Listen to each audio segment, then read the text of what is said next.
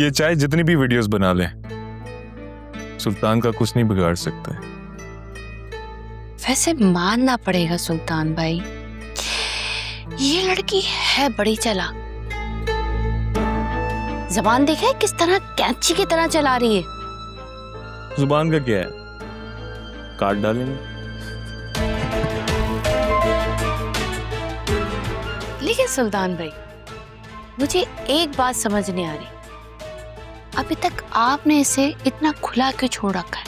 जरा ये पुलिस और अदालत का लफड़ा ठंडा हो जाए, फिर अच्छे से देख लेंगे इसको। ठीक, लेकिन जब तक मेरे लिए क्या हुक्म है आपका बताएं। यही कि अपने मियाँ पे नजर रखो। मुझे लग रहा है असफर कोई ना कोई मसला खड़ा करेगा।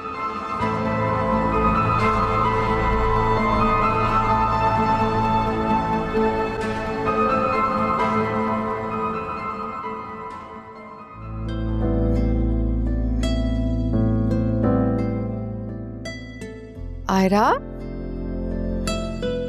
वाओ, मेरी बेटी तो आर्टिस्ट बन गई।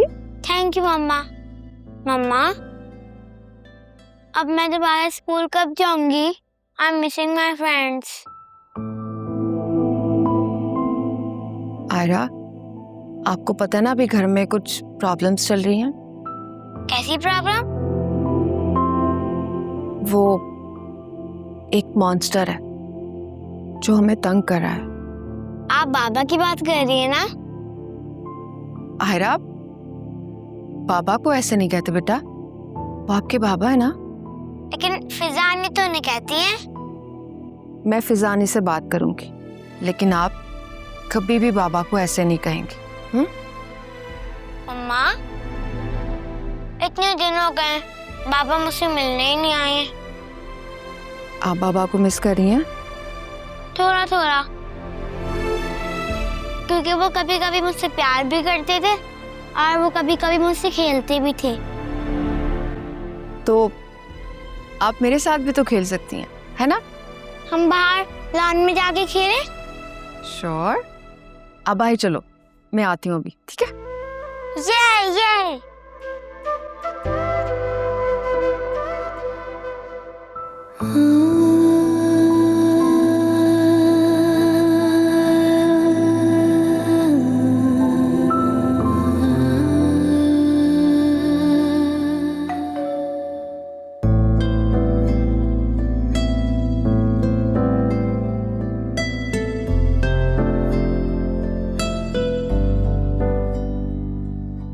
डोंट वरी, डरो मत, बाहर कोई भी नहीं है।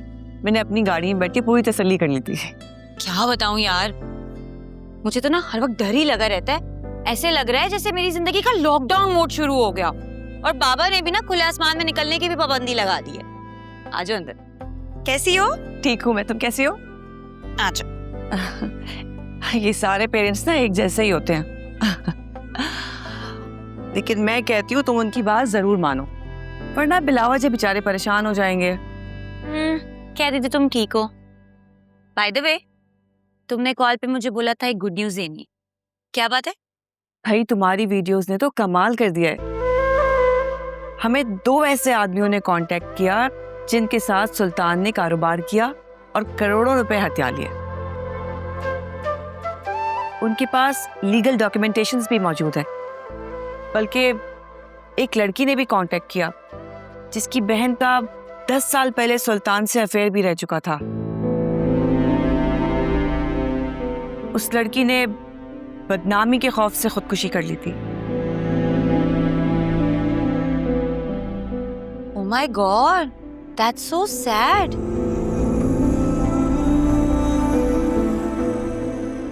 लाली सही कहती थी, ये इंसान नहीं जानवर है,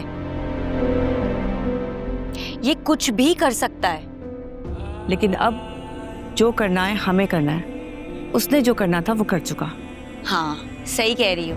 पर मैं तुम्हें एक बात बताऊं, अल्लाह ताला ना इनकी रस्सी जितनी भी लंबी कर दे, पर खींचता जरूर है फिर। और समझो अब वो दिन आ गया। वैसे फिजा, तुम अपने केस के पुलिस इंस्पेक्टर पे कितना ट्रस्ट करती हो? बहुत ट्रस्ट करती हूँ। क्यों?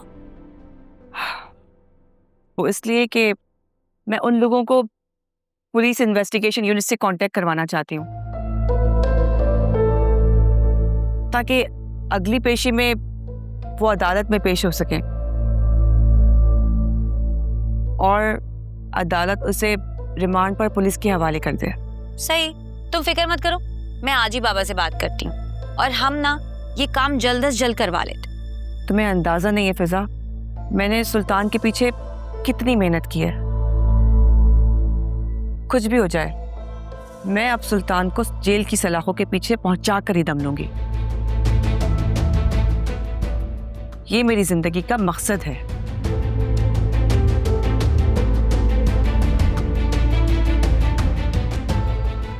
वर्दा, हाँ एक बात पूछूं? हाँ पूछो। मुझे इतने लोगों ने कांटेक्ट किया, इंटरव्यू लेने की कोशिश की, इवन मॉर्निंग शोज में भी बुलाया, पर उनकी अप्रोच करने पर मैंने उनको मना कर दिया। फिर दोबारा उन्होंने मुझे अप्रोच नहीं किया, लेकिन मैंने मना किया, तुमने इंसिस्ट किया। इसकी वजह क्या है मुझे समझ में नहीं आ रहा। क्योंकि सुल्तान मेरा भाई लगता है।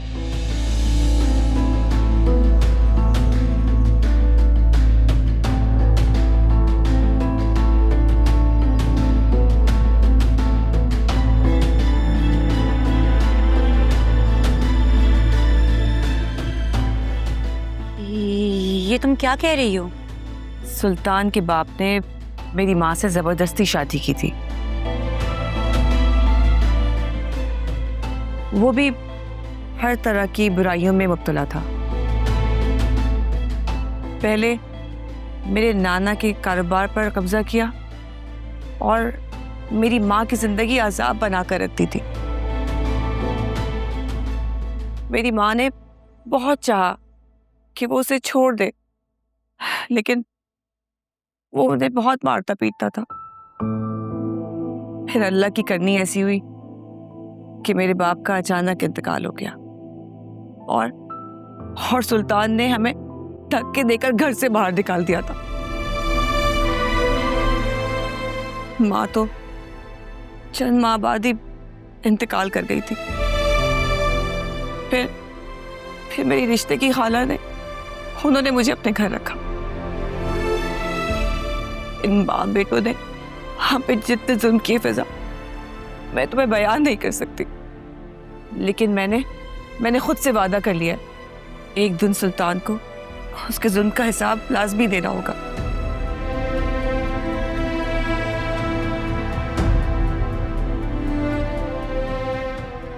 और वो दिन बहुत जल्द आए। आई एम सो सॉरी वर्दा, मुझे अंदाजा नहीं था कि तुमने और तुम्हारी अम्मी ने इतनी मुश्किलात का सामना किए। और तुम्हारी कहानी सुनकर तो मुझे अपनी परेशानी छोटी लगने लग गई। बस अब तुम दुआ करो हम अपने मकसद में कामयाब हो जाए। इन दोनों बाप बेटों ने कितने लोगों की जिंदगियां बर्बाद की हैं और अब वक्त आ गया फिजा, उन्हें अपनी गलतियों का हिसाब जरूर देना होगा। तुम फिक्र मत करो, मैं तुम्हारे साथ हूँ और मैं तुम्हारे साथ डटी रहूंगी। हमें आज ही पुलिस से मीटिंग करके उन लोगों के बयानात रिकॉर्ड करवाने चाहिए। अब हम सुल्तान पर इतनी जगहों से वार करेंगे कि वो अब किसी सूरत भी बच नहीं पाएगा। इंशाल्लाह। Thank you so much.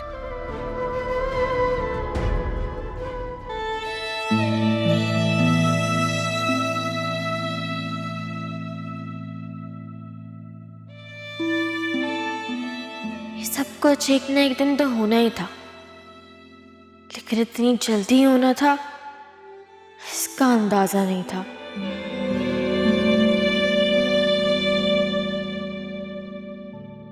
खैर अब नीचे जाके एक नई जंग लड़नी पड़ेगी।